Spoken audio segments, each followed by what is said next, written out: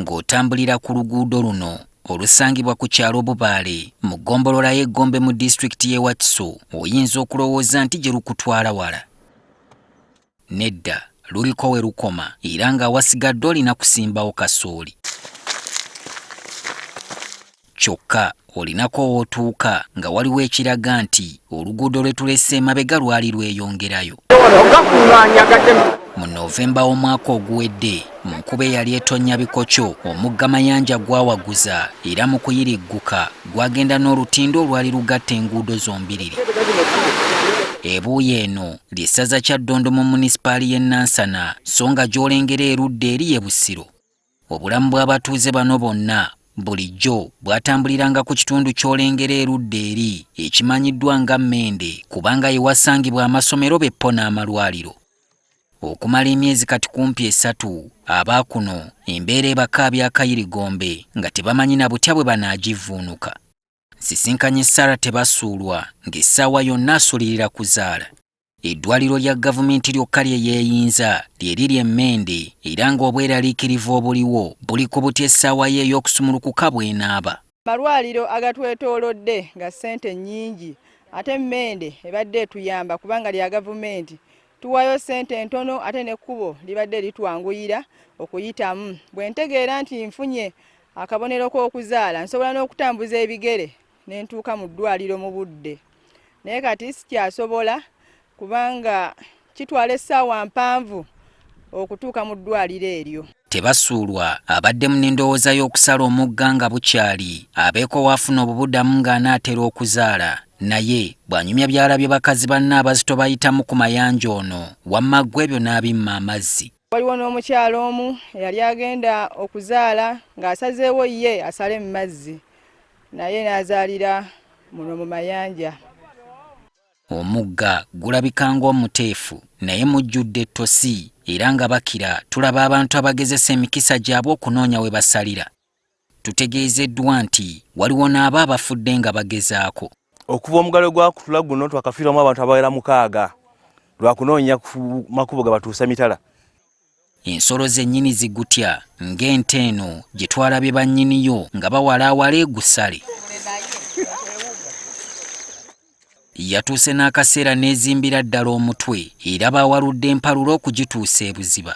Peter Nsubuga y'omu ku bagiwalula, kyokka nga ye guno agukolanga mulimu okuyambako abo ababa batidde okusala ne bamusasulayo akasimbi.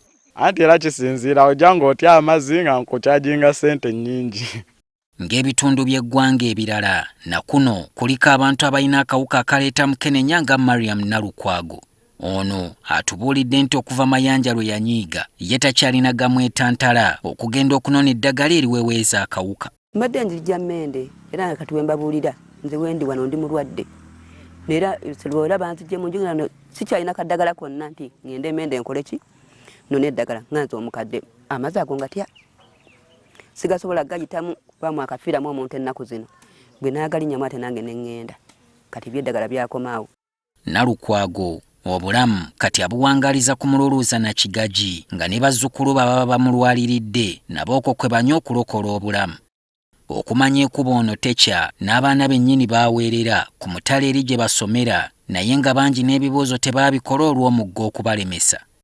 Akulira abalina akawuka kuno Julius Kasumba atubuulidde okusoomoozebwa kwayitamu okugezaako okulaba nga banne basigala ku ddagala. Kati ng'abantu abo balina okunsasulayo nusu 10,000 2. Bampa 2,000 nenzikuŋŋaanya. Kati nze nange nengera nninya booda wali e Gombe. Bwe mala okulinnya booda e Gombe ne ntwala mpaka Matugga. Kati bwe ntuuka e Matugga ate ne nninya tekisi. Tekisi ate ne ntwala mpaka Wakiso. Kati ate Wakiso ate ne nninya tekisi endala ne ntuusa wa Mmende ku ddwaliro. Naye ekintu ekyo nkisanzeemu obuzibu nti abantu abaali bajja wano ne bafuna eddagala mu ssaawa nga 2 oba 3 kati kineetera okwetoololwa. Abakulembeze b'oku kyalo nabo tusanze byabasobera dda kubanga mbu bwe baatuukirira abakulu abasingawo babategeeza nti ekitundu kyabwe teri kyamaguzi kivaayo nga n'olwekyo tewali nsonga lwaki olutindo luno lukolebwa bunnambiro. byaffe twatuuse okusaba kwaffe ne tubakubira emulanga naye baagaana okujja okutuyamba. Baatugamba ekkubo lyaffe terifulumya, terina kyabugagga kiriyitamu, bakyatulowoozaako obulowooza. Abatuuze banyiivu n'omubaka waabwe Robert Kasule Ssebunya, Bipo ne Medad Sseggona akali amaggwa alamula Mmende be bagamba nti yadde okulinnya kuno ekigero okuwulira okukaaba kwabwe tebaakikola. Wabula ba MP nga owa Kyaddondo Robert Kasule Ssebunya okuva enjegalo yabeerawo talinnyako wano ekigero n'ekirunaku n'olumu tajjangawo wano. Tugezaako okumutumira agaanye okujja. BMP baffe bazije batuyambe oba si kyo bajje batuukeko eno basale amagezi okulaba ng'ekkubo lyaffe liddawo. Ababaka bombi tugezezzaako okubatuukirira ku lukomo lwa ssimu. Kasule Ssebunya ye n'atusuubiza okutuddira olunaku lw'enkya, ate nga ye Medad Sseggona tutuuse kujja ku mpewo ng'essimu zaffe tazikwata.